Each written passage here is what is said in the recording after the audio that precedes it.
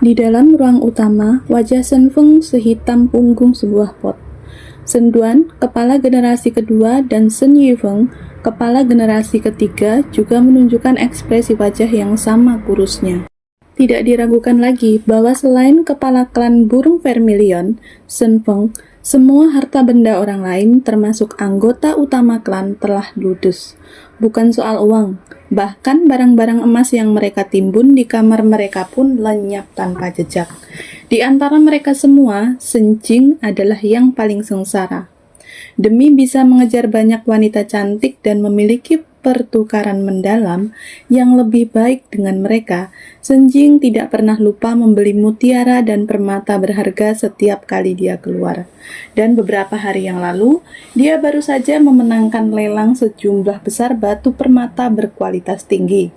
Namun, siapa sangka bahwa pagi ini tepat ketika dia bersiap untuk memberikan batu permata itu kepada para wanita cantik, dia mendapati kotak perhiasannya benar-benar kosong.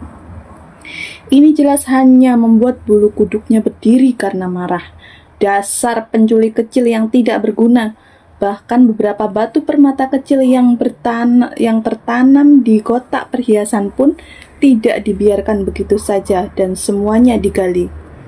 Shen Jing bahkan tidak mampu memaksakan diri untuk menghitung kerugiannya hari ini. Dia hanya tahu bahwa dalam beberapa bulan ke depan, dia harus melambaikan tangan dan mengucapkan selamat tinggal kepada para wanita cantik itu. Sejak berdirinya klan burung vermilion, mereka belum pernah mengalami kerugian besar hingga saat ini. Meskipun kerugian uang hari ini hanya dianggap sebagai sebagian kecil dari kekayaan klan burung vermilion, sikap pencuri itu benar-benar membuat mereka marah.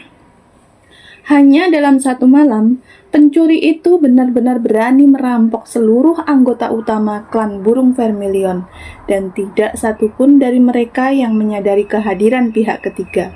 Begitu saja, pencuri itu diam-diam mencuri sejumlah besar uang, dan ini cukup untuk membuat klan burung vermilion yang mulia membenci mereka. Karena masalah keuangan dan harga diri mereka, Shen Feng sama sekali tidak bisa mengabaikan hal-hal seperti itu. Kalian, sekelompok orang bodoh, ternyata tidak menyadari ada yang mencuri di kamar kalian. Kemarahan Shen Feng sama sekali tidak ringan, meskipun klan burung vermilion tidak mampu membangkitkan burung vermilion selama 100 tahun terakhir, bukan berarti mereka lemah. Kekuatan keturunan mereka belum mempermalukan klan. Namun, siapa sangka keturunan hebat ini akan membiarkan seseorang mencuri semua barang mereka di kamar tanpa terbangun. Apakah kelompok orang ini semuanya idiot? Mereka benar-benar tidak menyadari apapun. Ayah tidak bisa menyalahkan kami untuk ini. Orang itu pasti sudah mempersiapkan diri dan memiliki kemampuan mencuri yang setara dengan kepala Silverhand. Bahkan kakak kedua pun gagal menemukannya. Jelas sekali betapa hebatnya kemampuan orang itu. Sebagai orang yang paling menderita kerugian, Shen Jing memasang wajah getir saat menjelaskan. Mendengar Shen Jing menyebutkan tangan perak, Shen Feng sedikit mengerutkan alisnya. Di seluruh benua Radiance, tangan perak adalah kelompok pencuri yang sangat terkenal. Konon, setiap anggota kelompok tersebut memiliki keterampilan luar biasa dalam seni mencuri. Dan di antara mereka terdapat kepala tangan perak yang keterampilannya terkenal paling hebat. Menurut rumor, selama ada hal-hal yang diinginkannya, maka tidak akan pernah ada sesuatu yang tidak bisa dicuri. Jangan bilang dia anggota tangan perak. Shen Yifeng tak kuasa menahan gumamannya. Kerugiannya semalam juga tidak kecil. Mustahil. Shen Feng melambaikan tangannya dan berkata, kelompok tangan perak berada di aliansi angin ilahi yang cukup jauh dari sini. Bahkan jika ada anggota yang berkeliaran di Kekaisaran Longquan, mereka hanyalah orang-orang kecil yang terlalu rendah untuk diperlihatkan kepada publik. Mereka tidak akan cukup kuat untuk menyembunyikan diri di hadapan kalian semua dan dari perhatian orang lain serta mencuri. Lalu, mungkinkah dia kepala dari tangan perak? Tanya Sun Yue. Sun Feng menggelengkan kepalanya. Meskipun orang itu sombong, tetap saja tidak mungkin dia cukup lancang untuk pergi ke Kaisaran Longquan dan bermusuhan dengan klan burung vermilion. Terlebih lagi, menurut kebiasaannya, selama targetnya memiliki preptis, dia akan memberitahu kepada mereka terlebih dahulu sebelum melakukan pencurian. Setelah menyingkirkan kemungkinan bahwa itu adalah tangan perak, semua orang semakin bingung. Mungkinkah di dunia ini masih ada pencuri lain yang mahir dalam seni mencuri yang belum direkrut oleh tangan perak? Faktanya, memang ada pencuri kecil setingkat dewa yang bukan anggota tangan perak. Bahkan, sangat mungkin bahwa saat ini pencuri kecil tersebut tidak menyadari keberadaan tangan perak yang sedang dibicarakan oleh keempat orang itu. Saat ini, sementara semua orang dari klan burung vermilion kebingungan tentang masalah penjarahan kemarin, seorang pencuri kecil baru saja kembali setelah perjalanan yang menguntungkan. Pencuri kecil itu duduk di atas tumpukan barang curian. Wajahnya berseri-seri senang saat dia menghitung hasil curiannya kali ini. Tokoh-tokoh terkemuka seperti Sun Duan tentu memiliki banyak uang, namun sebagian besar kekayaannya tersimpan di lembaga keuangan seperti bank. Oleh karena itu, uang yang ada di tubuhnya tidak akan banyak. Jadi, jumlah uang tunai yang dirampoknya kali ini tidak bisa dianggap sebagai jumlah yang besar. Justru perhiasan emas dan permata yang diambilnya begitu saja saat lewat itulah yang menjadi sorotan hari ini. Namun pertanyaannya adalah, bagaimana dia akan menukarkannya dengan uang? Satu-satunya pilihan yang bisa dia pertimbangkan adalah melelang barang-barang itu. Setelah dia mengirimkan barang-barang tersebut ke rumah lelang, staf di sana akan secara otomatis mengukur nilainya dan mengirimkan sejumlah uang yang setara ke kantongnya. Sekarang satu-satunya masalah yang tersisa adalah, meskipun dia bisa melakukan yang terbaik untuk memastikan bahwa barang-barang ini tidak akan meninggalkan tanda khusus yang membedakannya, apakah ini cukup untuk membuat para pemimpin klan burung vermilion tidak mengenali barang curian mereka? Sekalipun dia yakin sepenuhnya bahwa orang-orang dari klan burung vermilion tidak akan mempublikasikan masalah pencurian ini kemana-mana, karena bagaimanapun juga ini dapat sangat merusak prestis klan burung vermilion. Namun, ada kemungkinan juga mereka akan secara pribadi menanyakan kepada rumah lelang tentang penjual barang-barang ini. Meskipun rumah lelang pada umumnya melindungi identitas penjual mereka sampai batas tertentu, namun tetap sulit untuk mengatakan bahwa mereka tidak akan membocorkan informasi apapun di hadapan tekanan terus-menerus dari kekuatan klan burung vermilion. Oleh karena itu, jika dia ingin menjual barang-barang ini, maka dia harus mencari rumah lelang yang mana klan burung vermilion tidak akan mampu menekan atau bahkan ikut serta dalam proses tersebut. Klan burung vermilion terletak di ibu kota Kekaisaran Longquan. Di dalam ibu kota kekaisaran yang luas itu terdapat banyak rumah lelang dan di atasnya berdiri 3 rumah lelang. Di antara ketiga rumah lelang tersebut, salah satunya dibuka oleh klan Qilin.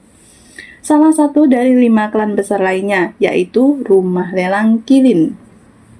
Meskipun klan burung vermilion dan klan Qilin termasuk dalam 5 klan besar, berdasarkan apa yang dia dengar di ruang utama hari itu, dia yakin bahwa 5 klan besar mungkin tampak bersahabat di permukaan. Namun, kemungkinan besar mereka saling membenci hingga saling menggertakkan gigi untuk waktu yang lama secara pribadi. Jika dia melelang barang-barang ini di rumah lelang Qilin, Dia yakin bahwa meskipun orang-orang dari klan burung vermilion menemukan barang-barang curian mereka, kemungkinan besar mereka tidak akan berani menanyakan langsung tentang penjual barang-barang tersebut. Karena mereka tahu bahwa meskipun mereka bertanya, orang-orang dari klan Kilin juga tidak akan memberitahu mereka sepatah kata pun. Xiu sama sekali tidak tertarik dengan kekayaan umat manusia. Satu-satunya hal yang menarik minatnya adalah apakah barang-barang ini cukup untuk membeli inti kristal yang cukup atau tidak. Adapun kemampuan Sun Yanxiao mencuri kekuatan ilahi, meskipun ia agak skeptis, ia tetap memutuskan untuk tidak banyak bertanya tentang hal itu. Karena dia telah menetapkan rumah lelang Kilin sebagai targetnya, Sun Yanxiao mau tak mau langsung mengambil langkah selanjutnya dalam rencananya. Meskipun hanya sedikit orang yang pernah melihat anggota klan burung vermilion yang paling tercela, dia masih bisa dikenali oleh orang-orang dari klan Kilin jika mereka bertemu secara resmi di masa depan. Karena itu, Sun Yanxiao memutuskan untuk pergi ke rumah lelang yang berbeda dan menggunakan sedikit uang yang dimilikinya untuk membeli beberapa botol ramuan pengubah wajah. Ramuan pengubah wajah adalah ramuan biasa yang terbuat dari obat-obatan umum. Ramuan ini memiliki 3 tingkatan, rendah, menengah, dan tinggi. Perbedaannya terletak pada durasinya. Semakin lama durasinya, semakin tinggi harganya. Pada malam yang sama, Sun Yanxiao mengenakan jubah besar dan menyelinap keluar dari klan burung vermilion. Kemudian dia berlari ke sebuah rumah lelang kecil yang terletak di pusat kota Kekaisaran Longquan dan membeli 5 botol ramuan pengubah wajah tingkat rendah. Jangan remehkan 5 botol ramuan pengubah wajah ini. Hanya untuk 5 botol kecil ini saja, Sun Yanxiao sudah menghabiskan 500 koin emas. Cukup untuk membuatnya merasa seperti sedang merobek dagingnya sendiri. Ramuan pengubah wajah tingkat rendah hanya dapat bertahan selama 3 jam. Namun bagi Sun Yanxiao, waktu tersebut sudah cukup. Demi kenyamanan, dia juga membeli cincin penyimpanan tingkat rendah. Cincin penyimpanan adalah cincin untuk dimensi saku. Sekilas, mungkin tampak seperti cincin biasa, tetapi selama pengguna membukanya dengan cara tertentu, dimensi saku akan langsung terbuka dan memungkinkan pengguna untuk memasukkan benda mati apapun ke dalamnya. Di benua radiansi, cincin penyimpanan adalah barang umum. Setiap tingkatan cincin penyimpanan memiliki ukuran ruang yang berbeda di dalamnya. Nilai cincin penyimpanan ini akan didasarkan pada kapasitasnya. Cincin penyimpanan yang dibeli Sun Yanxiao adalah cincin penyimpanan tingkat rendah dengan ruang sekitar 5 meter kubik. Cukup untuk menyimpan barang curian yang ada di kamarnya. Setelah hampir semuanya siap, Sun Yanxiao menyelinap kembali ke klan burung vermilion. Di sana, dia menyimpan barang curian dan ramuan pengubah wajah ke dalam cincin penyimpanannya dan melompat ke tempat tidurnya. Malam berikutnya, dia akan pergi ke rumah lelang Kilin untuk mengklaim harta karun asli pertamanya dalam hidup ini.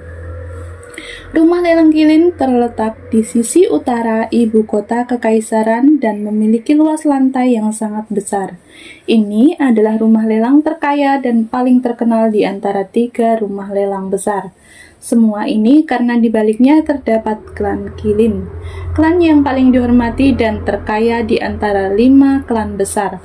Hal ini karena ketika klan Kilin didirikan, pendirinya secara khusus menggunakan statusnya untuk meluncurkan aktivitas perdagangan di kekaisaran. Dengan demikian, setelah beberapa ratus tahun, kekayaan mereka sudah begitu besar sehingga tidak dapat lagi dihitung.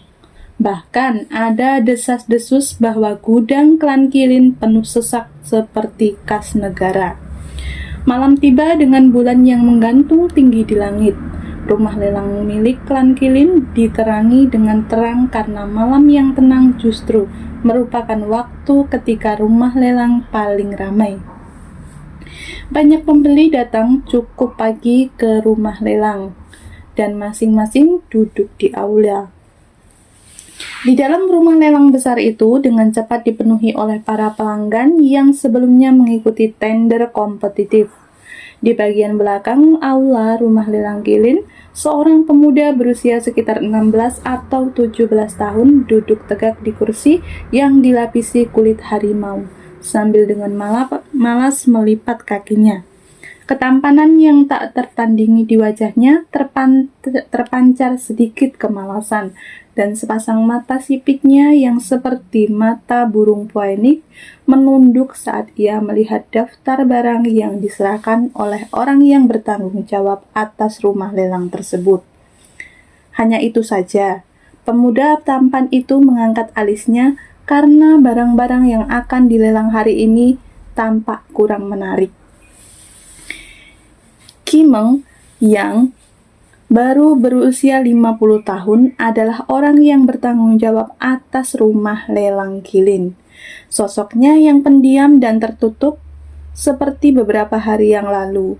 Saat ini berdiri di hadapan pemuda itu dengan kepala dipenuhi keringat dingin dan tidak berani menarik napas dalam-dalam. Tuan muda ketiga, memang tidak banyak orang yang melelang barang-barang mereka. Saya sudah menghubungi orang-orang dari kota Poenik, Perching. Setelah beberapa hari, mereka akan segera mengirim seseorang untuk menjual barang-barang berharga kepada kita. Jimeng terus menyeka keringat dingin yang membasahi kepalanya. Bukan karena dia mempermasalahkan hal kecil ini, melainkan karena pemuda di hadapannya, pemuda itu bukanlah orang biasa. Karena dia adalah Qi Xia, tuan muda ketiga dan penerus kepala klan Kilin saat ini.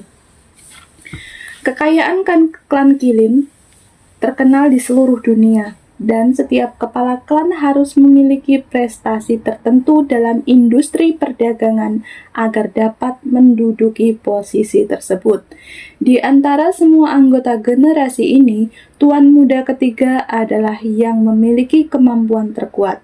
Pada usia yang baru 16 tahun, ia telah mengumpulkan modal yang sangat besar untuk dirinya sendiri.